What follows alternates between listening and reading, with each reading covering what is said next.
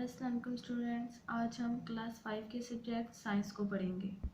Science का unit number 1 है हमारे पास classification of living things. Classification group बंदी करना लिविंग थिंग्स जानदार अशिया की। क्लासिफिकेशन ऑफ लिविंग थिंग्स जानदार अशिया की ग्रुप बंदी करना। स्टूडेंट्स, इस चैप्टर में हम क्लासिफिकेशन के बारे में पढ़ेंगे कि जानदार अशिया की ग्रुप बंदी कैसे की जाती है और जानदार अशिया की ग्रुप बंदी करने की ज़रूरत क्यों महसूस हुई। इस चैप्टर में हम लिविंग थिंग्स के बारे में पढ़ेंगे कि जानदार अशिया कौन कौन सी होती हैं। मसलन जानदार अशिया में plants, animals, bacteria, fungi, micro organisms वगैरह शामिल हैं। सबसे पहले स्टूडेंट्स हम क्लासिफिकेशन के बारे में पढ़ेंगे। Classification means sorting out things into groups on the basis of similarities and differences among them. Classification का मतलब है चीज़ों को उनकी मुमासलत और गैर मुमासलत की बुनियाद पर ग्रोहों में तकसीम करना। सिमिलरिटीज़ मुमासलत यानी ऐसी खसूसियात जो जानदारों में एक जैसी होती हैं। डिफरेंसेस गैर मुमासलत यानी ऐसी खसूसियात जो जानदार एक दूसरे से मुख्तलिफ रखते हैं। जानदारों को उनकी खसूसियात में मुमासलत और गैर मुमासलत की बुनियाद पर ग्रोहों में तकसीम किया जाता है। नीचे डायग्राम में स्टूडेंट्स देखें, यहाँ पे 3 मुख्तलिफ ग्रुप्स बनाए गए हैं। ग्रुप ए में कटलरी का सामान मौजूद है, ग्रुप बी में बुक्स हैं और ग्रुप सी में फ्रूट्स मौजूद हैं। तीनों ग्रुप्स में मौजूद चीज़ें एक दूसरे से मुख्तलिफ हैं और तीनों को उनकी खसूसियात में मुमासलत और गैर मुमासलत की बिना पर ग्रुप्स में तकसीम किया गया है। नेक्स्ट हमारा टॉपिक है क्लासिफिकेशन ऑफ लिविंग थिंग्स, जानदार अशिया की ग्रुप बंदी। There are millions of living organisms in our world. हमारी दुनिया में लाखों की तादाद में जानदार अशिया मौजूद हैं। साइंटिस्ट यानी साइंसदानों ने group them on the basis of similarities in their characteristics. साइंसदानों ने उनकी खसूसियात में मुमासलत की बिना पर उनको ग्रोहों में तकसीम किया। Grouping of living organisms on the basis of similarities and differences in their characteristics is called classification of living things. जैसा कि हम पहले पढ़ चुके हैं, जानदार अशिया को उनकी मुमासलत और गैर मुमासलत की बिना पर ग्रोहों में तकसीम करना क्लासिफिकेशन कहलाता है। Classification of living things is essential for making their study easier.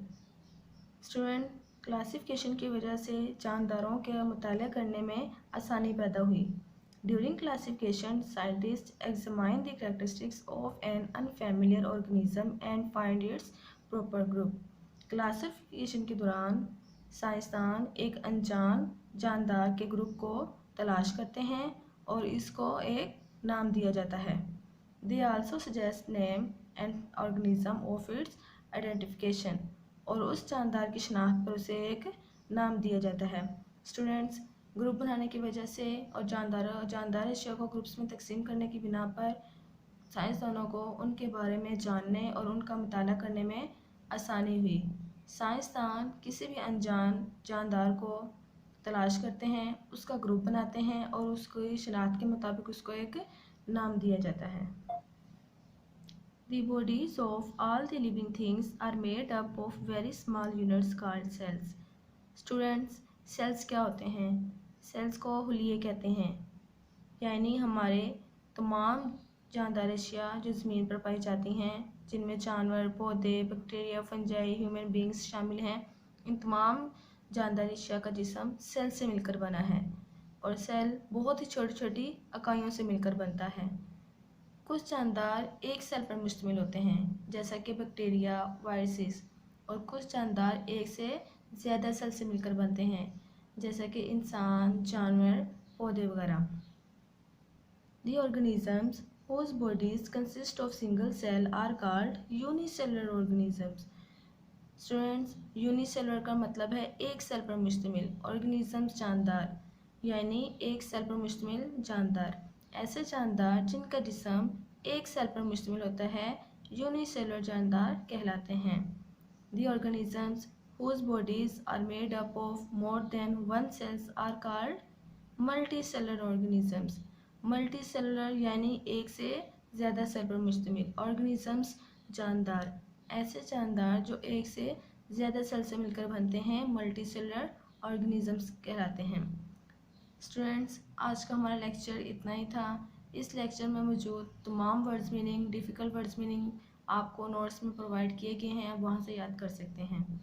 उसके बाद आपके पास 3 यहाँ पे सेल्फ मेड क्वेश्चंस हैं। Define cell, define unicellular organisms and define multicellular organisms.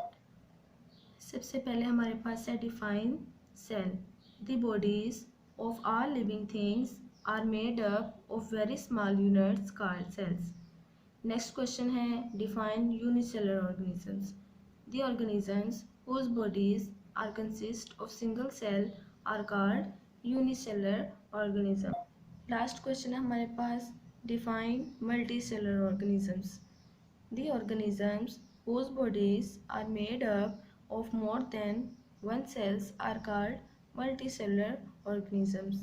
Students, आज का हमारा काम इतना ही था। उम्मीद है कि आपको आज का लेक्चर समझ में आया होगा। अपना बहुत सारा ख्याल रखिएगा। अल्लाह हाफिज़।